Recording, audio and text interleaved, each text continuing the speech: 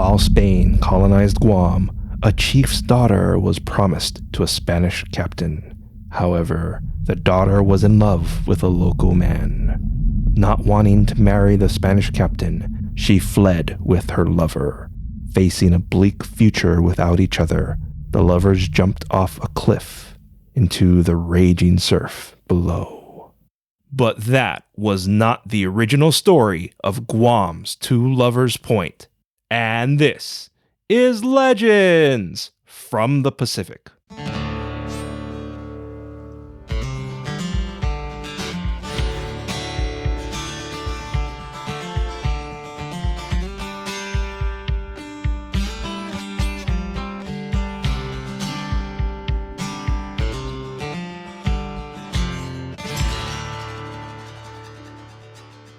Aloha! Half a day, and thank you for joining us. This is Legends from the Pacific, episode 87, Guam's Two Lovers Point. I am Kamawala Kaneshiro, a native Hawaiian professional writer, speaker, and Comic-Con panelist with extensive film and television experience. I study mythology, I've encountered unusual things, and I'm a geek. You can support us by getting 2 or 3 of your friends to listen to our show. This simple request goes a long way in helping us grow our show. Later in this episode, your featured song and Hawaiian word, but first, Two Lovers Point. Thank you to many of you who wrote in requesting this popular story. Guam's Two Lovers Point, or Puntan Dos Amantes, is one of the island's most famous tourist landmarks, which offers a breathtaking view, especially at sunset, for tourists and lovers. But locals shared the point's original story with Louis de Freycinet, who recorded it in 1819. A local man of royal blood was in love with a lower-class woman. He discovered she also loved him and his long hair. Their ranking made a future together impossible, but they embraced their forbidden love and bore a child. Knowing they wouldn't be accepted by their village, they sought others. However, none accepted the family. They struggled surviving in the elements and lost their child. The couple constructed a stone tomb for their loved one and went to the point.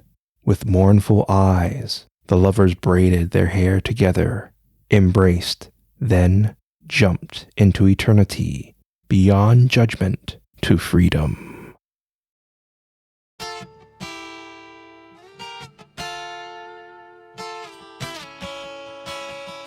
So why the change in this Romeo and Juliet-like story? Unfortunately, our research couldn't find a concrete answer. Thus, we are left to speculation. Did I begin that sentence with thus? One reason could be this was started by locals fighting against Spanish colonization. While this may seem far-fetched, sadly it is common for groups to vilify another. We've seen the reverse of this in episode 16 when the Spanish were convincing Filipinos to live and work in their settlements by claiming the forced female freedom fighters were aswang.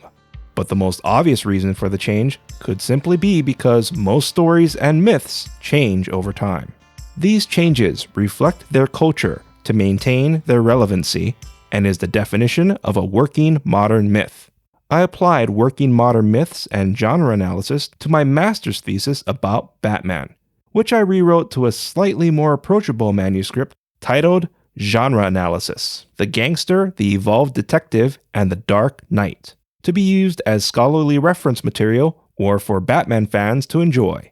Today, Lover's Point remains a popular landmark. In 1984, a 20-foot statue was created, but a typhoon in 2002 wiped it out.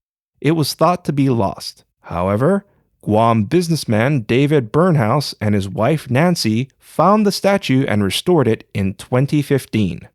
Again, mahalo nui loa to all of you who wrote in requesting this story.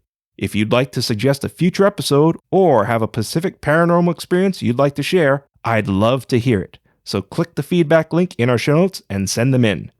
Our theme song is Mystery by Tavana, courtesy of High Sessions. Sound effects are by Sound Effects Factory. Our music coordinator is Matt Duffy, aka DJ TripleBypass. Links and show notes can be found on our website, legendsfromthepacific.com, including a link to your featured song, which is Let's Go by Mooster, courtesy of High Sessions.